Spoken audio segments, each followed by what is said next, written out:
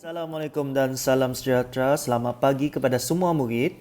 Kita bersama pada pagi hari ini dalam slot Lawyer bersama Cikgu Azhar. Let's talk with Cikgu Azhar dalam isu pengurusan disiplin. Pada pagi ini, Cikgu akan mulakan slot kita dalam pengenalan diri. Cikgu adalah Cikgu Awang Azhar bin Awang Jaafar, Guru Bimbingan dan Kaunseling sepenuh masa untuk Sekolah Kebangsaan Anci Miri.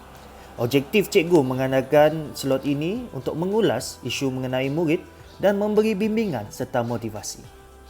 Pada pagi ini, cikgu akan mengulas tentang tajuk jenayah buli.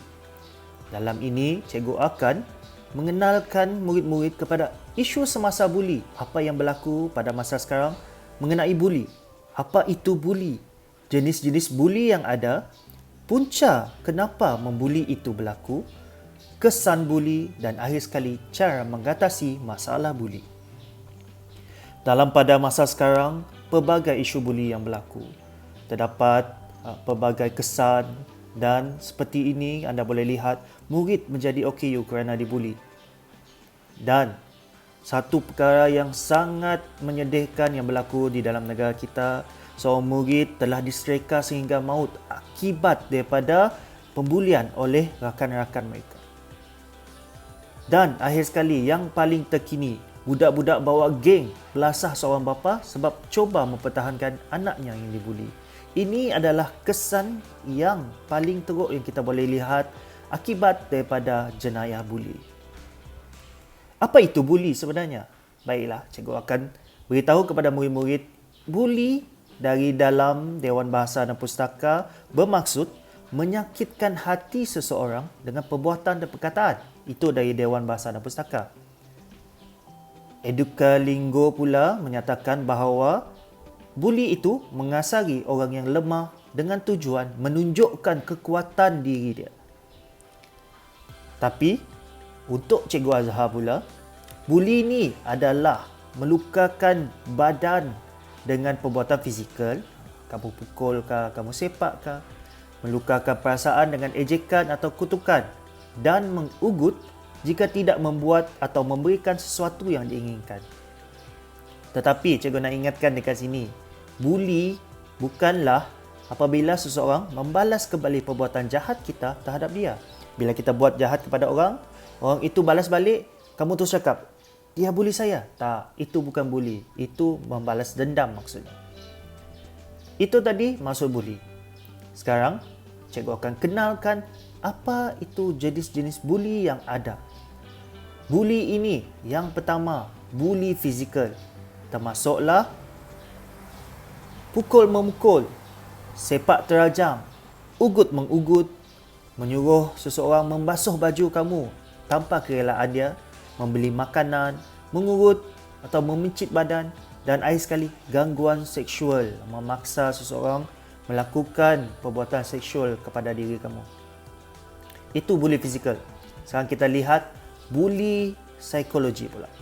Buli psikologi ini termasuklah perbuatan seperti mengejek, mencerca, memaki hamun, memberi nama panggilan yang tidak baik, membuat komen lucah di media sosial. Seperti sekarang ini netizen selalu buat di dalam ruang komen, beri komen yang tidak baik, dan akhir sekali memulaukan. Ini bukan bermaksud kamu tidak melayan dia. Tidak. Ini bermaksud kamu membawa orang lain untuk tidak menghiraukan dia, tidak melayan dia, tidak menjawab panggilan dia. Itu memulaukan. Okay. Selepas ini, murid-murid, cikgu akan memberi kamu suatu pengetahuan mengenai kenapa buli itu berlaku, kenapa seseorang itu membuli, kenapa seseorang itu dibuli. Okay. Selalunya, membuli berlaku apabila pembuli mencari rasa hormat dan perhatian yang dia tidak dapat dari keluarga dia sendiri. Dia rasa tidak disayangi, dia rasa tidak dihormati, dia dipandang rendah.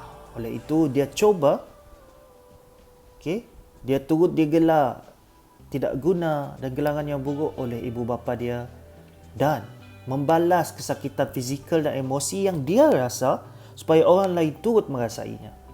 Selain itu, pembuli juga ingin kuasa dalam diri dia yang tidak dapat dari rumah untuk mengawal pelakuan seseorang, mengawal perasaan dia. Suruh dia berasa sedih, berasa takut, dia rasa puas bila orang yang dia bully berasa demikian.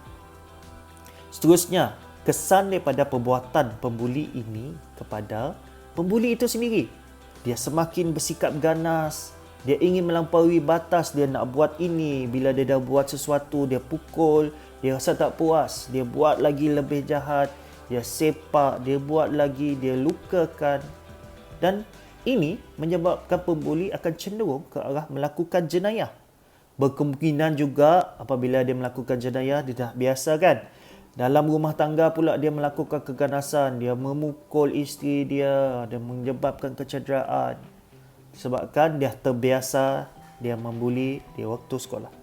Dan juga pembuli ini akan mudah terlibat dengan penyalahgunaan dadah dan alkohol. Kesan kepada mangsa buli pula, mangsa buli ini akan mendapat kemurungan. Dia rasa sedih, dibuli, rasa tidak berguna. Kemungkinan juga kecacatan kekal akibat daripada kecederaan yang dilakukan oleh pembuli. Mangsa buli ni bila dia tak tahan, berkemungkinan untuk membalas dendam, memukul, mencari orang lain untuk memukul orang tu. Makin teruklah perkara itu berlaku. Dan mangsa buli akan mempunyai masalah untuk percaya dengan orang lain. Sebab orang yang dia percaya semua buli dia. Mangsa buli juga mempunyai masalah akademik, akan mempunyai masalah akademik akibat tekanan perasaan. Dia tak dapat belajar, emosi dia bergolak, dia rasa takut sentiasa. Dan bila benda ini berkumpul dalam diri dia, dia akan rasa tidak berguna untuk hidup. Dia akan cenderung ke arah membunuh diri. Sangat teruk ya tuan, ya murid-murid semua. Dan apa yang kita boleh buat untuk atasi masalah buli ini? Sila dengar betul-betul. Membuli tidak akan membuatkan anda rasa puas. Ingat bahawa tindakan anda boleh menghancurkan hidup seseorang. Walaupun sedikit yang kamu buat, kesan dia sangat mendalam. Anda juga boleh dikenakan tindakan dan didakwa dalam undang-undang. Mangsa buli, ingat, jangan berdiam dan dapatkan bantuan. Jangan takut untuk bersuara, untuk mengadu, untuk mencari bantuan. Jangan balas dendam kerana benda itu akan lebih keruh. Anda akan menyebabkan benda yang kecil menjadi lebih besar. Dan anda juga turut menjadi seorang pembuli bila anda membalas dendam. Anda turut menjadi bersalah. Anda bersalah dan ingatlah bahawa anda berhak untuk gembira. Anda tidak seperti yang diberitahu oleh pembuli. Rakan-rakan, tolong berani bersuara dan bantu rakan anda yang dibuli. Jangan berdiam. Dapatkan bantuan guru dan jangan galakkan jenayah buli. Jangan ketawa, bersama-sama pembuli menambahkan komen-komen yang buruk kepada rakan yang dibuli. Tolong. Ibu bapa pula, ajar dan nasihat anak-anak anda bahawa membuli itu salah. Jangan galakkan mereka melakukan keganasan fizikal. Jangan beritahu, bagus buat macam tu, buat jahat macam tu. Jangan.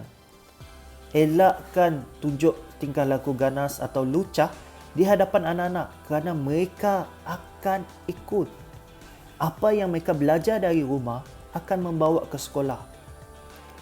Pantau kehidupan anak-anak dan ambil tahu sama ada mereka dibuli atau tidak. Dengar betul-betul.